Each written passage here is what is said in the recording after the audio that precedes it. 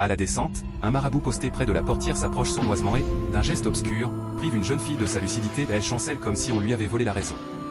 Le chauffeur, témoin impuissant, reste un instant figé, puis descend précipitamment de son véhicule.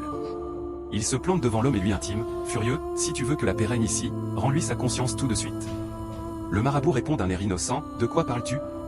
Le chauffeur, hors de lui agrippe le bras et le secoue, rends-la. Mais l'homme refuse et joue la surprise. Voyant que le chauffeur menace de tout faire capoter, le marabout tente alors une attaque audacieuse, il pose la main sur la tête de son opposant pour lui arracher, à son tour, la raison. Rien n'y fait, sa tentative échoue. Le choc et la tension montent, tandis que la jeune fille reste là, vacillante, comme si quelque chose d'invisible l'avait profondément atteinte. Alors que le marabout tente une seconde fois d'arracher le cerveau du chauffeur, rien ne se produit. Celui-ci reste debout, impassible, le regard froid, observant calmement les grimaces du sorcier.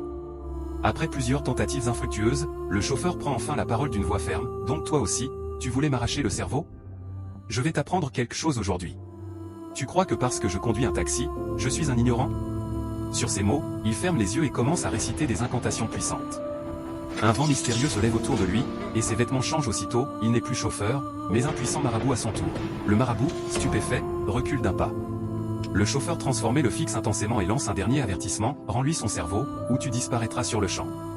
Terrifié, le marabout s'exécute, mais lorsqu'il remet le cerveau à la jeune fille, quelque chose cloche, elle reste confuse, ses yeux perdus. Le chauffeur comprend immédiatement. C'est un faux. Rends-lui le vrai. Sous la menace de son adversaire, le marabout retire le faux cerveau et replace le véritable. Aussitôt, la jeune fille reprend conscience, respire profondément et serre son sac contre elle avant de s'éloigner, encore tremblante.